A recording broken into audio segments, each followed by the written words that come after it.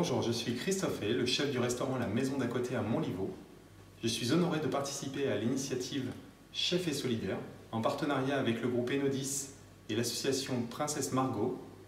Je vous propose aujourd'hui cette recette de fricassé de volaille à l'estragon, carottes et pommes de terre nouvelles qui sera réalisée grâce à notre ami Grégory Cohen avec sa joie et sa bonne humeur qui le caractérisent pour les enfants et les familles hospitalisées.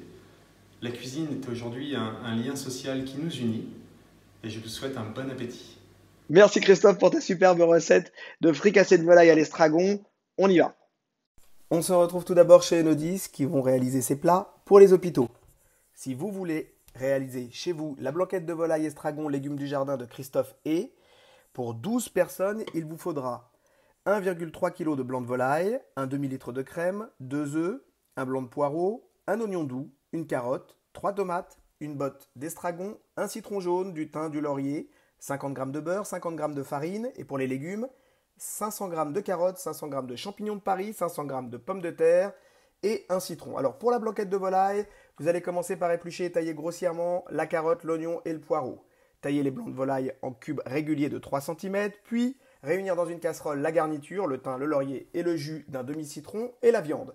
Recouvrir d'eau froide et salée, puis laisser cuire à feu doux durant au minimum 30 minutes. Monder, épépiner et concasser les tomates, puis réserver. Faire fondre le beurre et ajouter la farine, cuire, puis refroidir. Une fois la viande cuite, séparer le jus de cuisson de la viande et ôter la garniture. Terminer la sauce de la blanquette, commencer par crémer la sauce, monter à ébullition, puis apporter l'onctuosité avec les 2 jaunes d'œufs et le roux. Rectifier l'assaisonnement. Pour les légumes du jardin, éplucher et laver tous les légumes. Pour les champignons, tailler le pied, puis escaloper la tête. Les cuire dans une eau bouillante, salée, avec une branche de thym et le jus d'un demi-citron. En fin de cuisson, égoutter et réserver.